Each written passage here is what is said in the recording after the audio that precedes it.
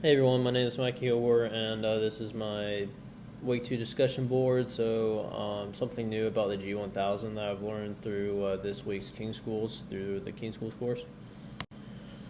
So I decided to talk about VNav, so vertical navigation. I did know, kind of what it was a little bit, the gist of it, but not a whole bunch on how it works with the G1000.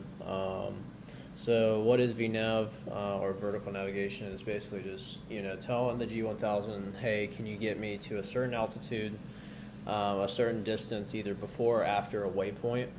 If and I say it's really useful for IFR. So if you have someone telling you cross a certain waypoint at a certain altitude, then VNav helps you get there without having to guess when to start descending. It'll tell you when to start descending so that you're there either at the waypoint or if you want to be there before, however you kind of want to tell it to do. It's also great for flying fast aircraft so that you're staying ahead of the plane rather than getting behind it. So kind of how the gist of how to use it. So this is, I'm just kind of following how the King Schools kind of did it on the video. So you go to the flight plan, and then you select the waypoint. So using the FMS knob, you'll push it in, get the cursor to pop up, and then you'll scroll to whatever waypoint you want to use the VNav for. You'll press the ATK OFST, which just means along track offset. Use the FMS knob again, but this time you're going to put in how many miles before or after the waypoint you want to be at the altitude at.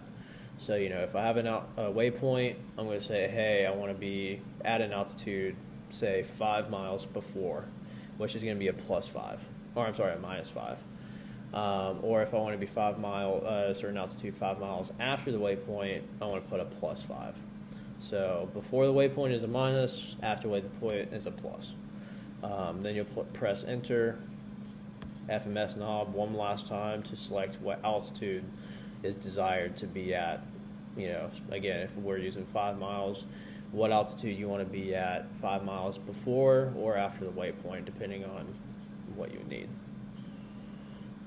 So one of the nice things about VNav 2 is that it actually shows up on the navigation map, which I kind of like. So the top of descent, so there's an actual dot on your GPS path that tells you, hey, top of descent, this is where you're going to start descending.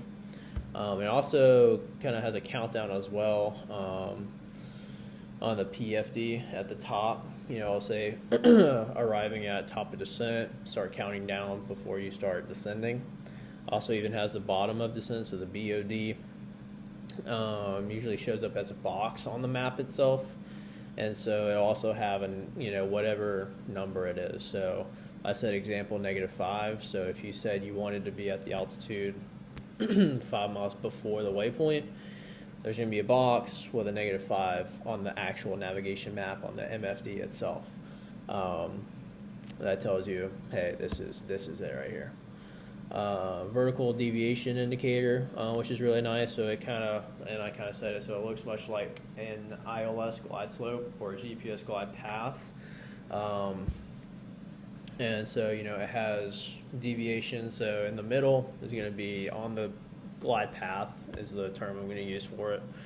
And then it shows if you're above or below it.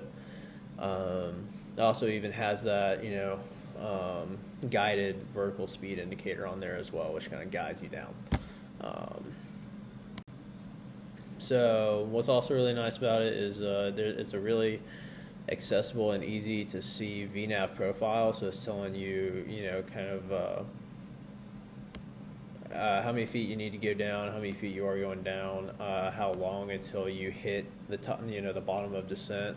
There's a bunch of stuff there. It's also right below the flight plan whenever you have the flight plan up. So it's right there to see, which is really nice. Again, I said handy time until top of descent or the bottom of descent. That's in that VNav profile.